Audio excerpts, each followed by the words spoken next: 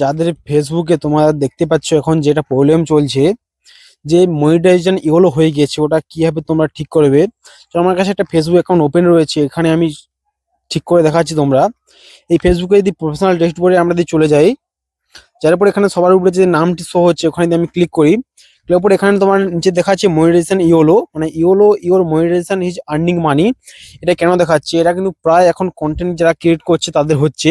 এটা তোমরা ঠিক করবে কি হবে? এখানে গিয়ে কিছু তোমরা কিন্তু ঠিক করতে পারবে না, বা এখানে তোমাদের যাও যদি কোনো ইস্যু বা কোনো ভাইলেশন কোনো নাই, কিন্তু তোমরা এটা ঠিক করবে কি হবে? এখান থেকে ব্যাক চলে আসবে, আসার পর তোমরা কন্টেন্টে ক্লিক করবে। কন্টেন্ট ক্লিক করবে, তোমরা দেখতে পাবে যে কোনো একটা কন্টেন্টে মনিটাইজেশন লিমিটেড বলে দেখাচ্ছে। ওটা কেন দেখাচ্ছে বলি, এটা যদি তোমরা যদি কোনো ট্যাগ ভুল দিয়ে রাখো, বা কোনো যদি গালিগালাজ ইউজ করে থাকো, বা তোমরা যদি ডিসক্রিপশনে ভুল লেখো, বা যদি ভিডিওতে কোনো আনঅথরাইজ কিছু থাকে, তার জন্য যদি এটা দেখায়। আমার কিন্তু এটা কিছুই নেই, তার জন্য এখানে যদি ভিডিওটা ক্লিক করি, এখানে দেখাচ্ছে যে দিস পোর্টে 61% মুভ।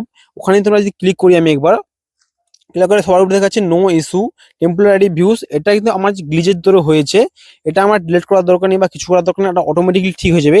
আর যারা সঙ্গে সঙ্গে ঠিক করতে চাও তারা কিভাবে ঠিক করবে, এই ভিডিওটা সিম্পলি জাস্ট তোমরা ডিলিট করে দেবে, ওটাই আবার গ্রিন হয়ে যাবে, ইয়েলো থেকে আবার গ্রিন হয়ে যাবে।